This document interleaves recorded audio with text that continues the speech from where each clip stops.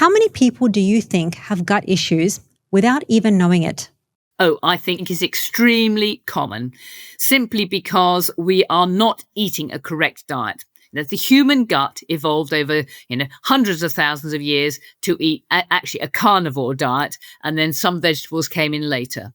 It is, the human gut is much closer to a dog's gut or a cat's gut or a carnivore gut than any other gut.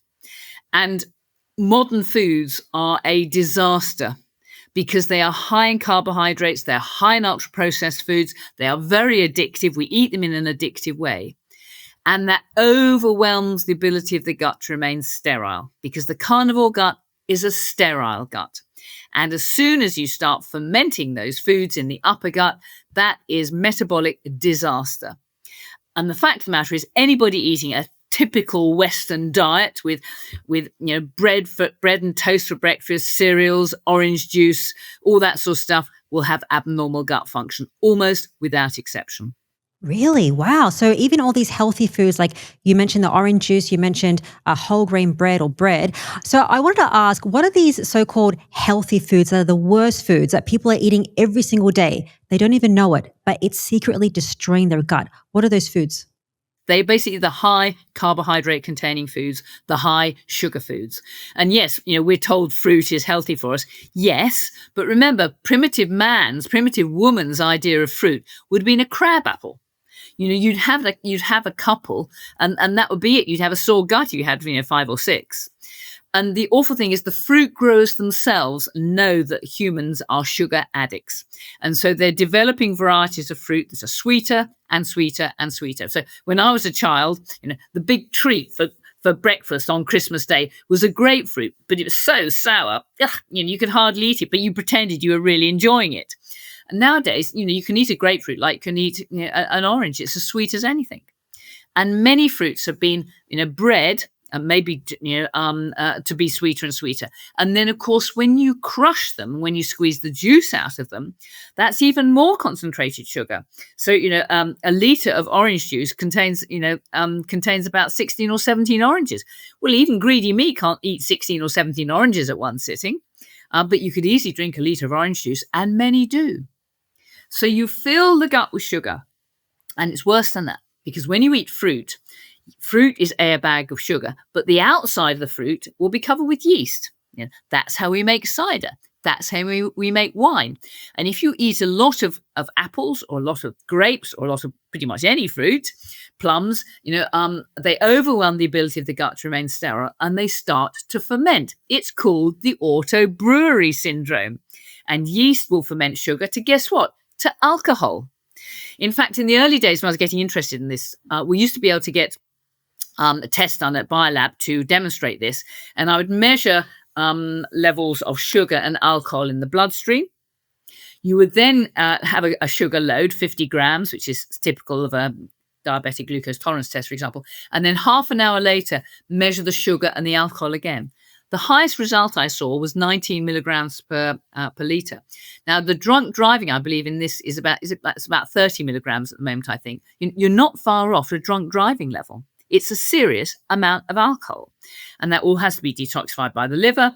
It make for a foggy brain. And even I know after a glass of wine, I can't function with a foggy brain. So it's modern diets that are responsible for the mess that our guts in at the moment. For reasons of upper fermenting gut, also because we get an abnormal microbiome with that, and thirdly for reasons of allergy. And allergy drives many gut symptoms. So my view is that anybody eating a modern Western diet will have gut problems, whether they know it or not. Interestingly, oatmeal is another food that is not healthy for you. Why? It's very high carb. It really is as simple as that. So no, I wouldn't recommend that. I mean, again, there are even problems with dairy products. And when the great advocate of paleo-ketogenic diets, Gordon Lorraine, was asked, "Are dairy products not natural foods?" His reaction was, "Have you ever tried milking a wild bison?" So whilst dairy products may have been with us for some thousands of years, because man is intelligent, is clever, and learns to domesticate animals, it takes much, much longer than that for evolution to catch up with those sort of changes. So, as I say, we evolved over hundreds of thousands, probably millions of years, with a carnivore, Stone Age paleo diet. But the diets have changed so fast in such a short time, the gut simply hasn't caught up and will never catch up in our lifetime, and will never catch up in hundreds of years. So we need to get the best of the old world and the best of the new world. So the best of the old world means we should be eating a paleo ketogenic diet. And the best of the new world is, I want security. I don't want a tribe, coming over the hill tomorrow and murdering me and all my family. I don't want to be cold in the winter. I don't want to be starving in the winter. I want food security. So as I say, we are in a perfect place to have the best of both worlds, the food security, the physical security, the warmth security. But we need to choose our foods very wisely. And if you have faced with a difficult choice, always ask, what would primitive women have eaten, 500,000 years ago? And that will give you a very good clue. Absolutely. I think people are very confused around what is healthy. And that's why I wanted to ask you those foods. So oatmeal and fruit and other foods that we're going to talk about a little bit later. And we're also going to talk about how to fix your gut health and fix the microbiome step by step. I think people do need that clarification and guidance because, as I said, there is so much different information. I do want to ask about a concept that you have termed the upper fermenting gut. What does that mean? Okay. The gut is a tube. It's about 30 foot long. It starts at the mouth and it finishes at the anus. Now, the first 25 foot of that gut should be near sterile. It should be near sterile. I mean, no surface in the world is perfectly sterile. It should be near sterile for the business of digesting meat and fat and, yes, absorbing some carbohydrates. The last 5 foot of gut, that's where the microbiome lives.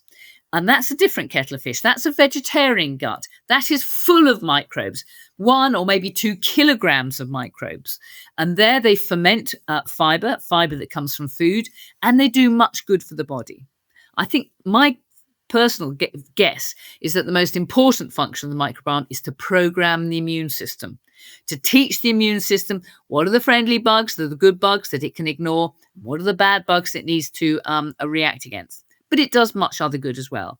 It ferments fiber to produce short-chain fatty acids or ketones, which are a vital fuel for our body. It produces many vitamins and minerals, particularly vitamin K is very important. It produces neurotransmitters, which are essential for normal gut function. So it does much good for us. In fact, it's been thought of as another organ of the body, and that's how it should be considered.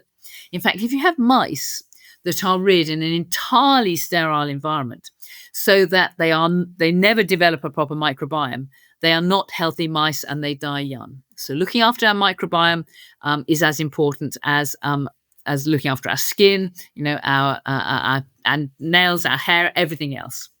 Absolutely. So when you mention the gut, so where it starts from the mouth and it finishes at the anus. So I want to ask about the upper fermenting gut, because this is an issue that you have mentioned is a big issue causing so many chronic illnesses and problems. So what is that? The upper fermenting gut results when that first 25 feet of gut becomes colonized with bacteria, with yeast, and maybe other microbes as well. Now, what happens then? Well, many things happen. The first thing that happens is those microbes sit in the lining of the gut and they cause inflammation there. And where you get inflammation, you get leaky gut. And leaky gut is a disaster. The second thing happens is foods, instead of nourishing you and making you, providing fuel for you and vital micronutrients, they nourish the microbes instead. And those microbes start to ferment. And when they ferment, they produce all sorts of nasty toxins. Now, we've touched on one, which is ethyl alcohol. So when yeast ferments sugars, you get ethyl alcohol. But when bacteria and yeast and other microbes ferment other foods, you get propyl alcohol, butyl alcohols, ammoniacal compounds, D-lactate, hydrogen sulfide, all sorts of nasty toxins. Now, these have to be dealt with by the liver. The liver is an extraordinary sorting house. So the blood that comes from the gut, it all flows directly to the liver via the portal vein, and the liver sorts out this toxic soup. It pulls out the good things that it needs to nourish us, energy, protein, fat, vitamins, and it detoxifies all those nasty things that we can do without. If it didn't detoxify those things, if those things went straight into the systemic bloodstream, we would be unconscious in a few minutes. They are that nasty and toxic. But the business of doing that is enormously demanding of energy. So if you're consuming a vast, if you've got a lot of toxins coming through into the gut, that drains our energy. Now, I see lots of people with chronic fatigue syndrome, and the people with chronic fatigue syndrome, they've got a rather small energy bucket. They don't have the energy that they need in order to function well. And if they're consuming lots of toxic foods, and the liver is having to use that energy, to deal with those, then you're going to end up with less energy. It's going to make you fatigued.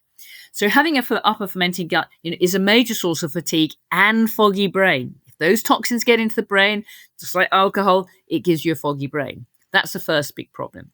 A second major problem is that those microorganisms are as hungry for vitamins and minerals as you and I are. So people taking nutritional supplements when they've got a fermenting upper gut, just feed the fermenters. Obviously, some will get into the bloodstream, but not much. It's a waste of money. But I think a third major thing that is barely recognized by the conventional doctors are the microbes themselves. Look at life from the point of view of a bacteria or a yeast in your gut. Having found a nice home for itself, it doesn't want anybody else moving in there. It wants to keep that little ecological space safe for itself. And it does that by producing toxins to kill other microbes. So yeast will produce a whole range of mycotoxins. In fact, many antibiotics that we use are mycotoxins, and they have fungal names like penicillin, cephalosporins, erythromycin, streptomycin. These are all fungal names. The bacteria themselves, they produce bacterial endotoxin, and we know those endotoxins can be very nasty indeed. And then the microbes themselves cause a problem because we know they get from the gut into the bloodstream. It's called microbial translocation. Everybody will know about this because if anybody has a heart problem, if they go to the dentist, they have to take antibiotics before they have any treatment. Why? Because microbes in the mouth, you can detect them in the bloodstream seconds, minutes after you've had any dental procedure, and that includes brushing your teeth. So these microbes get into the bloodstream, and because they're not evolutionarily correct microbes, because the immune system hasn't been looking at these microbes for hundreds of thousands of years, it thinks they're foreigners. And that drives inflammation wherever those microbes end up. So if they end up in the muscles, muscle pain and fibromyalgia. If they end up in the joints, joint pain and arthritis. In fact, we know many inflammatory arthritides are driven by gut bacteria. If they get into the gut lining of the gut, you can drive inflammatory bowel disease like Crohn's disease or ulcerative colitis. If they get stuck in the skin, chronic urticaria. In the brain, psychosis, that's a really interesting one. In the lungs, intrinsic asthma. In the kidneys, kidney disease. They drive much pathology. So keeping the upper fermenting gut at bay, preventing these microbes colonizing is a very, very important part of staying well. Perfect. Let's move on to how to fix and repair the gut and the microbiome. So the first step that you call it is starve the bacteria. Now, let's first talk about the dietary protocols to do that. So what is the fastest, quickest approach if somebody wants to starve and kill that bacteria? Well, as you rightly point out, we have to starve them out. It might be bacteria, it might be yeast, it might even be viruses, it might be parasites.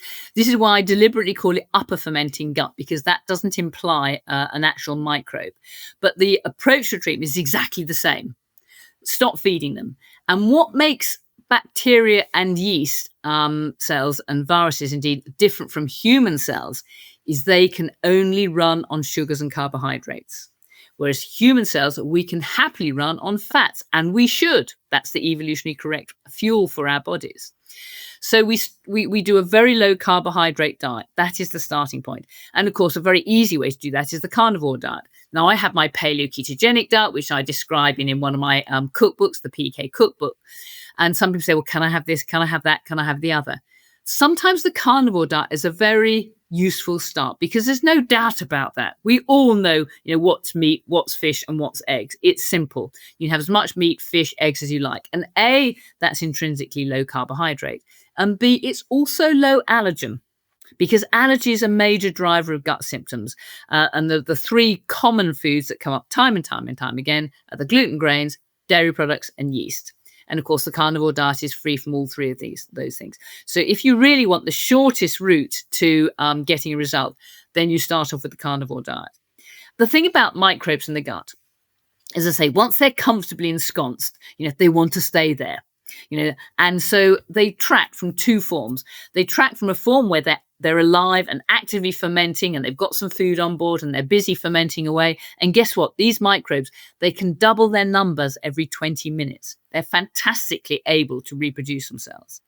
But when there's no food coming along, they go into a quiet phase. They go to sleep. They go into a cystic phase where they just hide and think, well, I'll just keep a low profile until some more food comes along. And though that cystic state can be very persistent, it can last for weeks and maybe months and who knows, possibly years. So in parallel with starving them out with a ketogenic diet, what I also like to is kill them. And I've got 3 favorite tools that I use. The first is vitamin C. Vitamin C contact kills all microbes. And all humans are deficient in vitamin C because we can't make our own vitamin C. So it's humans, fruit bats, and guinea pigs that can't. So those sheep out in the field in front of me, my little dog Nancy, who's sitting beside me, they can make their own vitamin C from protein, from sugar. But humans lost that ability. And Linus Pauling, very clever man, won 2 Nobel Prizes. He devoted the last third of his life to the study of vitamin C. And by calculating what other animals make, he decided that humans all need 5 grams of vitamin C daily for optimal health. Now, I find many of my carnivores can get away with less than that because I think much of that vitamin C is used up in the business of treating the upper fermenting gut. But 5 grams, which is about a rounded teaspoon of vitamin C, it's very cheap. And guess what? It's also highly protective against heart disease, highly protective against dementia, highly protective against degeneration and so on. So it's a very good all-rounder to take. The second thing I love everybody to take is iodine. Again, like vitamin C, iodine contact kills all microbes. And it does much other good for the body. Obviously it's vital for the thyroid gland. It's vital for our mental health. The average IQ of humans is currently falling, and much of that can be attributed to chronic, widespread iodine deficiency. So it's great for the upper fermenting gut. It's essential for the immune system. We concentrate iodine on mucous membranes because that helps protect us from infection. It's essential for the immune system to function at all. It helps us to detoxify heavy metals. It's a very good antioxidant, even more so than vitamin C. So I like everybody to take Lugol's iodine, 15%, 3 drops in a glass of water, last thing at night. And another multitasking tool, which I'm exploring at the moment, is methyl sulfonyl methane, MSM. It's the biologically available form of sulfur, and we are all deficient in it. And again, it's very good for the gut, because in the upper gut, which is aerobic, which is oxygenated, it kills microbes. But in the lower bowel, which is anaerobic, no oxygen, it acts as a prebiotic. It feeds the microbiome. It feeds the friendly microbiome there. And guess what? I've had several patients who have cleared their Helicobacter pylori simply with these simple nutritional interventions, because the alternative is heavy-duty antibiotics and PPIs. And that's going to mess with your friendly microbes in the microbiome. So these interventions say they're intrinsically safe, and we should all be doing them. Thanks so much for watching that clip. If you want to see the full episode, just click here. There's also a link in the show notes. And don't forget to subscribe for more clips just like this one.